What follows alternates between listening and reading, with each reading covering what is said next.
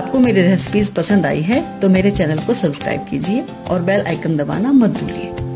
और भी मजेदार रेसिपीज देखने के लिए मेरे चैनल द किचन कहानियां से जुड़े रहिए।